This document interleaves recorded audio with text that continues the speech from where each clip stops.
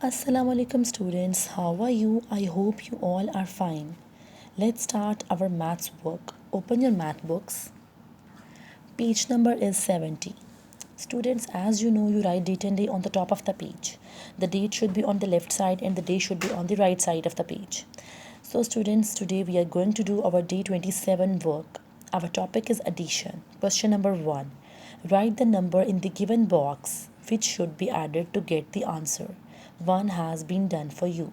So students, as I already discussed this lesson, this topic, which is comparison of numbers, same as हम आज अपने class work में भी numbers का comparison करते हुए एडिशन करेंगे और गिवन बॉक्स में वो नंबर लिखेंगे, वो आंसर लिखेंगे. सो स्टूडेंट्स, फर्स्ट क्वेश्चन आपके लिए ऑलरेडी सॉल्व किया जा चुका है. Let's see. 3 + 3 = 6. 6 हमारे पास वो नंबर है जिस तक हमने रीच करना है, पहुंचना है. और फर्स्ट नंबर आपके पास गिवन है जो कि कंपैरिजन नंबर्स हैं, जैसे कि हमने प्रीवियस अपने वर्क में किया था कि 2 नंबर्स हमारे पास गिवन थे विच इज़ 6 and 3, और हमने कंपेयर करके अपना आंसर बताना था कि हमने 3 में 6 में कितने मोर किए हैं 3 में कि 6 तक पहुँचे हैं. तो 3 में हमने मोर 3 करेंगे तो ही हम 6 तक पहुँचेंगे. 3 + 3 = 6, यानी 3 में हमने 3 को मोर किया, ऐड किया, तभी हम 6 तक पहुँचे. So student, let's start our class work. 3 + dash = 8. इस गिवन बॉक्स में हमने अपना आंसर लिखना है.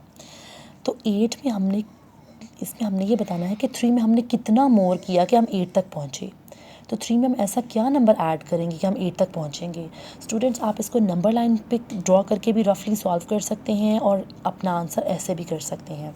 आपको क्या करना है, 8 लाइन्स ड्रॉ करनी है. 1 2 3 4 5 6 7 8. 8 लाइन्स ड्रॉ कर ली आपने. यहाँ पर 8 ऑलरेडी गिवन था, आपने 8 लाइन्स ड्रॉ कर ली. इसमें से 3 को आप ज़रा कट करके देखें. 3 को कट किया. अब देखिए बाकी कितने नंबर्स बचते हैं. 1 2 3 4 5 नंबर्स बचे. So your answer will be 5. Simply आपने अपने इस ग्रेटर नंबर को, जो ज़्यादा नंबर है, बड़ा नंबर है, उसकी आपने उतनी लाइन्स ड्रॉ कर लें और जो दूसरा गिवन नंबर है उसको उतनी लाइन्स कट कर दें.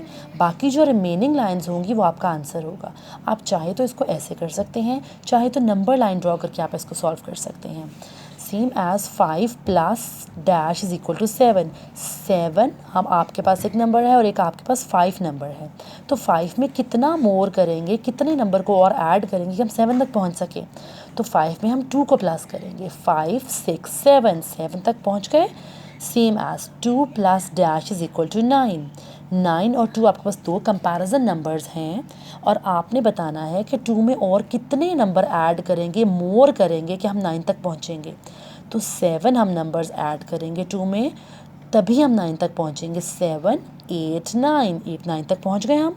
Same as 7 + dash = 8. हमारे पास दो कंपैरिजन नंबर्स हैं 8 और 7. अब आपने ये बताना है कि 7 में हम कितने मोर ऐड करेंगे नंबर्स को कि हम 8 तक पहुंचेंगे.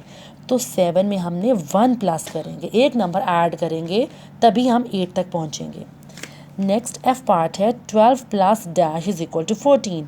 12 में हमने कितने मोर करने हैं कि हम 14 तक पहुँचें.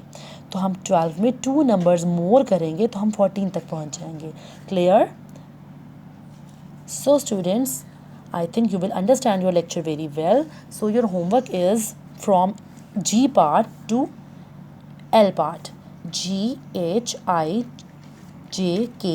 ये सारे पार्ट्स आपने होमवर्क में बहुत ही नीटली अपनी बुक्स पे सॉल्व करना है. सो स्टूडेंट्स, पढ़ते जाओ, बढ़ते जाओ, पढ़ना है, रुकना नहीं. Take care. अल्लाह हाफिज़.